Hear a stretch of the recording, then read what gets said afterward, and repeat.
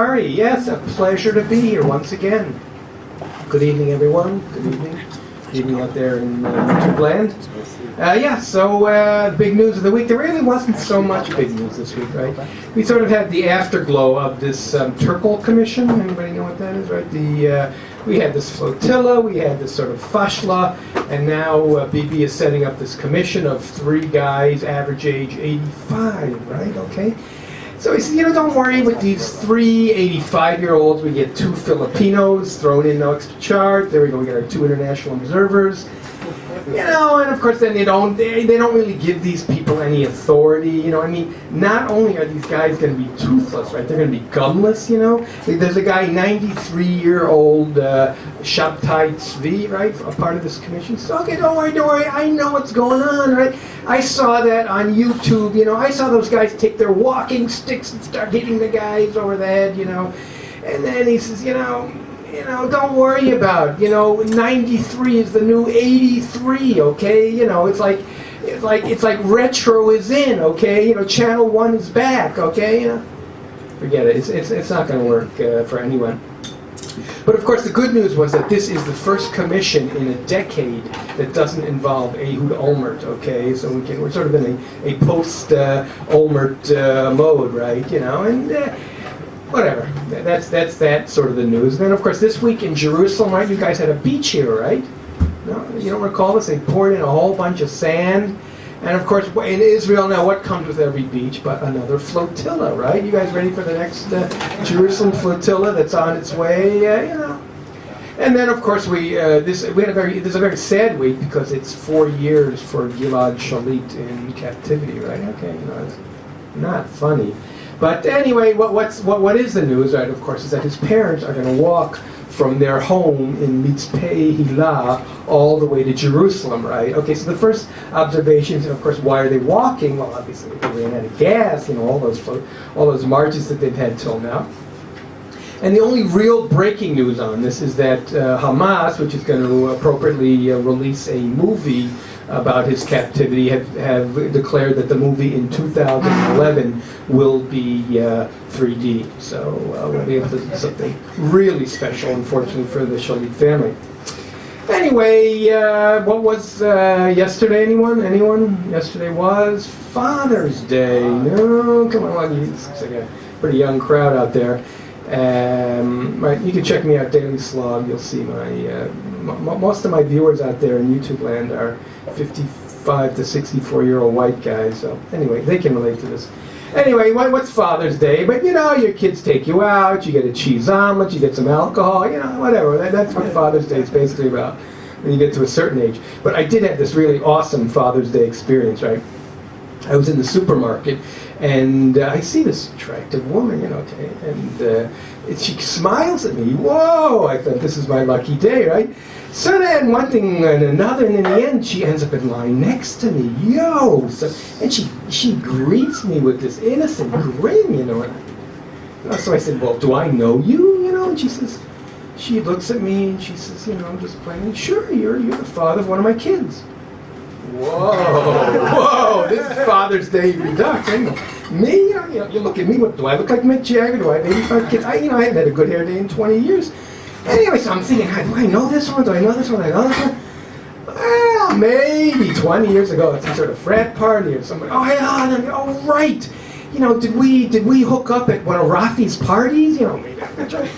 And she sort of looks at me and she says, embarrassed, she says, no, your son's in my English class. Anyway, that was Father's Day Redux. Not a good. You don't want a Father's Day like that too often.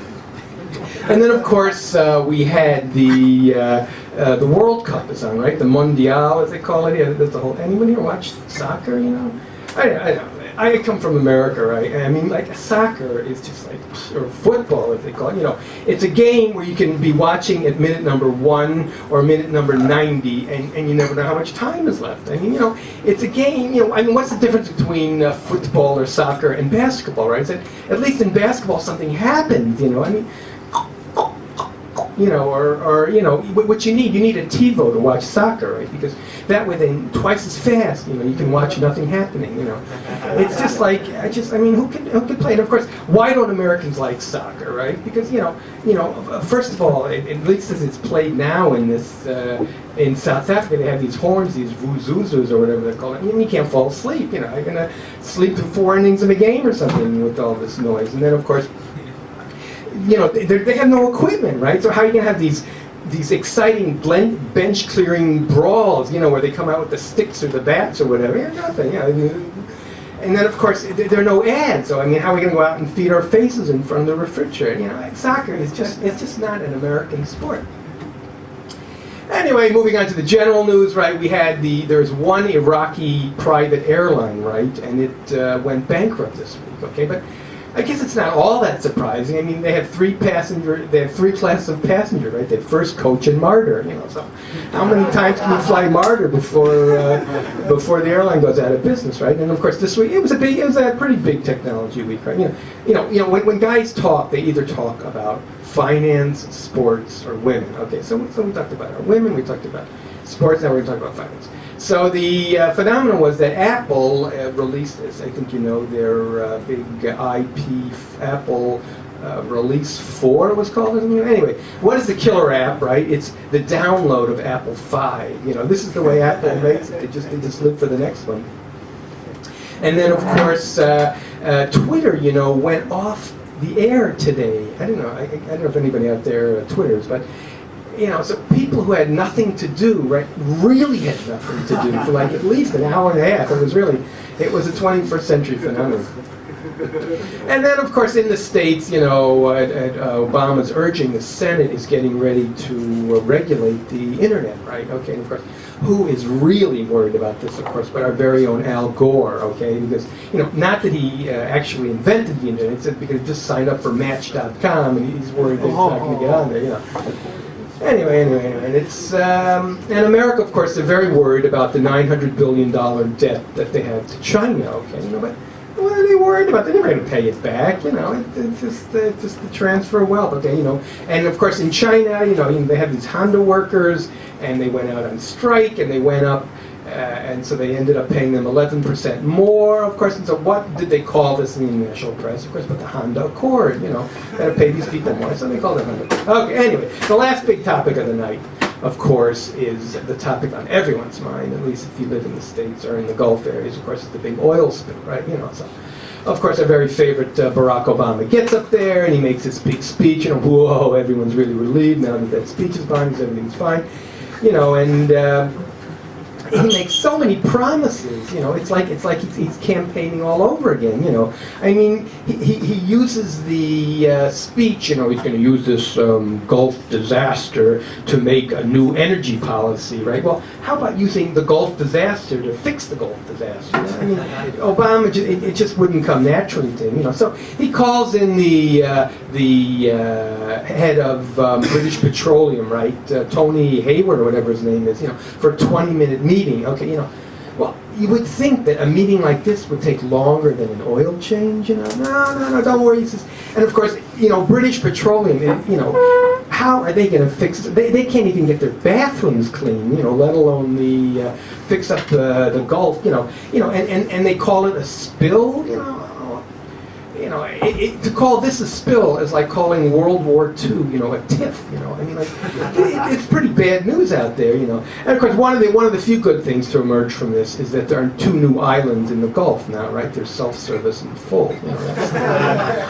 That's the way it goes. And of course, the chairman of British Petroleum, some Swede guy named Chris Hans Schwendberg. Right, he made this mistake of calling all the people affected the little people. Okay, it was a problem in translation, blah blah blah. Well, I want you to know we could understand that here. If you've ever been to IKEA and tried to put together something from the instructions, you know that the Swedes aren't very good at giving explanations.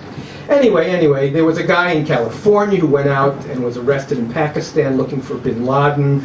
Well, at least somebody's out there doing something, And the last news, very encouraging, was that the UN imposed another round of sanctions on the Iranians. and they decided that for 2 years they can't go to any postseason bowl games. Thank you very much. Been a lovely audience. Daily Slog, check me out.